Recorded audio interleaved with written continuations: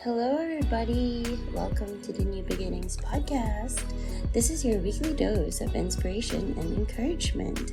I am your host, Anna, and I'm really excited to be here with you today. So, before we start, why don't you grab your coffee, tea, or water, any kinds of drinks that you want? Let's get cozy. Let's explore today's episode together. Hello everyone! How are we today? Are we feeling blessed? I hope you are. So in today's episode, we're diving into something that transformed my perspective this past weekend. The 5 love languages. Whether you're married, in a relationship, or single, this episode will help you understand how we all give and receive love differently, and how learning someone else's love language can truly transform your relationships. Okay, let's start by breaking down the 5 love languages. This is a concept made popular by Dr. Gary Chapman. I know there's a book. There's also an online quiz somewhere where you can answer a questionnaire and learn about your love languages. It's best to do this with your partner so that you both take the quiz and then you learn each other's love languages. Anyway, let's discuss it one by one. First is words of affirmation. This is a verbal expression of love and appreciation. Some examples are saying, "I'm proud of you" after a long day, or sending a sweet text just to say "I love you," or complimenting your partner in front of others. Second is acts of service. These are actions done to help or serve your partner, like washing the dishes so they can rest, making their coffee just the way they like it, or massaging them every night after a long day. I love that one. Next is receiving gifts. It's not about the price, but the thought behind the gift. Some examples would be bringing home their favorite snack just because, or gifting a handwritten note or a DIY card. Other examples would be buying something they mentioned weeks ago. You can also surprise them with their favorite cake or buy them their favorite drink. The fourth one is quality time. It's giving someone your undivided attention. Examples would be putting away your phone to really listen when they're talking, or watching a show together without multitasking, or going on a walk and talking about your day. And the last is physical touch. It's hugs, holding hands, cuddling, just simple forms of connection. Some examples would be holding hands while walking, hugging them tight after a rough day, or sitting close and leaning on each other during a movie. So each of us has a primary love language, the one that speaks most deeply to our heart. Here's the key. Often we give love the way we want to receive it, but our partner may speak a different language entirely. If you're single, knowing your love language can improve how you communicate with friends, family, and even yourself. It also helps you prepare for future relationships by being more self-aware. So this weekend, we had a fun and meaningful outing with our church mates. We went through the love language test together with our partners, and let me tell you, it was eye-opening. Each couple was given a time to answer the questionnaire, but my husband, he encircled almost everything in every question. I told him, "Honey, you're only supposed to choose one per item." But he looked at me and he said, gusto ko lahat. At that moment, I got a little frustrated. I thought he wasn't taking it seriously, but looking back now, that was actually an awe moment, because maybe the truth is, he wanted to do all the love languages for me. That was maybe his heart speaking. Anyway, eventually, we did the test again. This time, I asked him each question one by one. And sometimes, he keeps on insisting, gusto ko lahat. How can I pick? Gusto ko lahat eh. And then I would get really frustrated and just tell him again and again, just pick one, just pick one. Anyway, we pushed through and finally saw the results. His top love language was physical touch, and mine was words of affirmation. Afterward, each couple had to ask their partner how we could improve in showing love in our partner's love language. So I asked my husband, how can I improve with physical touch? And I expected something sweet like, oh, you're just gonna give me more hugs. But instead, he said, wag ka lang pikon. Wow, that answer really caught me off guard because it wasn't about physical touch. It was about my attitude. And that moment revealed so much to me. Sometimes what blocks the flow of love in our relationship isn't just miscommunication. It's our attitude and how we respond to each other. So later, the men were asked to share their reflections in front of everyone and give their wives a surprise gift. I sat there, honestly, feeling a bit disappointed. My husband wasn't beside me.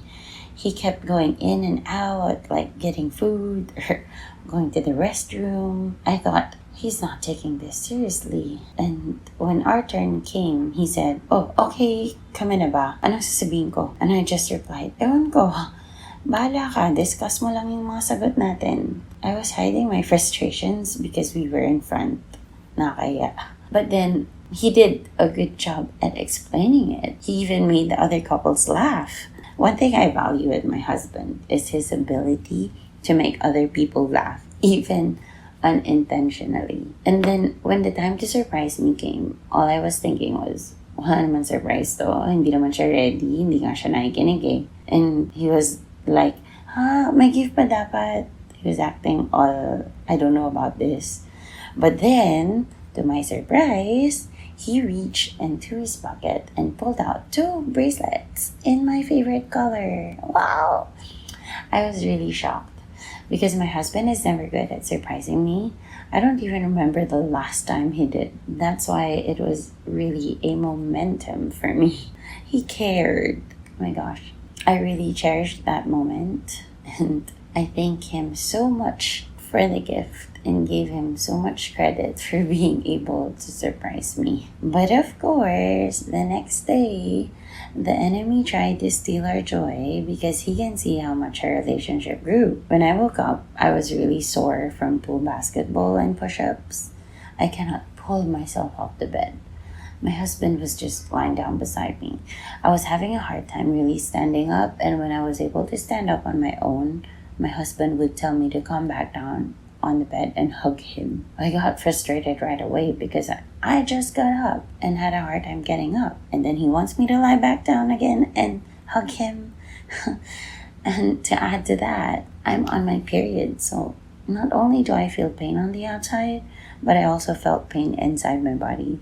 So I didn't go back inside the room. And when my husband went out, he asked me why I didn't come back. And when I was explaining that my body hurts, he wasn't even listening because he was on his phone. And then he would tell me, bakit ang sungit mo ngayon? And then I would say, I'm on my period and my body hurts so much. And then he gives me advices on how I can heal the pain, like going to the gym or stretching my arms. And I'm not really up for that because it's really painful to move my arms. And then he would say something like, bakit ako? Nung masakit yung tiyan ko, nag-exercise ako, pero nawala naman siya. And then I would tell him that, ikaw yun, not me. Okay? And then we would have this heated argument again. Me telling him he doesn't understand me. Him telling me that he only cares. He could be doing something else, but he cares for me a lot. That's why he was giving me advices to heal me. And then me telling him he lacks empathy for me, blah, blah, blah. Then he said something that cut deep. He said, what's the point in attending a retreat like that if we're just going to fight again the next day?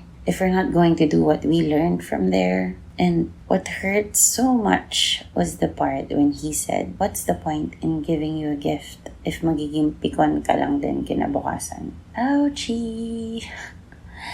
That really convicted me. I was so focused on my own pain and frustration that I forgot his love language. I was remembering the result from my husband's test, and his highest was physical touch. and all he wanted was a hug, and I couldn't see it because I was too caught up in my own emotions. I said sorry to him and asked for his forgiveness. I said sorry for being pikoan and not practicing what we learned the day before. And I reminded him that what he gave me, even though that was just two bracelets, held so much meaning to me, and that I never wanted him to feel unappreciated. That entire experience taught me three big lessons I want to share with you guys. First is that love languages are powerful, but only when we act on them with humility and grace. Knowing your partner's love language is just the beginning. The real transformation happens when we apply it, even when it's hard. Second is our attitude can block the love we're trying to give and receive. Love languages aren't magic. If we're impatient, ungrateful, or prideful, we need to check our hearts too. And last is God uses even small moments like bracelets and hugs to remind us of His love. Sometimes what looks like a small gesture is actually a divine seed being planted in your relationship. So whether you're married, dating, or single, I want to encourage you today. Learn your love language, learn the love languages of those around you, and most importantly, ask God to help you love others the way He loves you. Thank you for listening to today's episode. If this touched your heart, share it with a friend or a loved one. And don't forget to subscribe and leave a review. It helps more people find messages like this one. And remember to join our Facebook community. It's www.facebook.com/groups/New Beginnings Community. Let's grow and fade together, one new beginning at a time. Until next time, keep loving, keep growing, and keep trusting that God is working even in the smallest moments. That's a wrap for today's episode of the New Beginnings podcast. Before we go, I'd love to hear from you. What did you learn today? Did God speak to you? Share your thoughts with others. It might just brighten someone's day. If you enjoyed today's episode, don't forget to leave a 5-star review. Your feedback helps us reach more people and spread the message of hope and faith. Thanks for tuning in. Catch you next Monday for more new beginnings. Take care and God bless.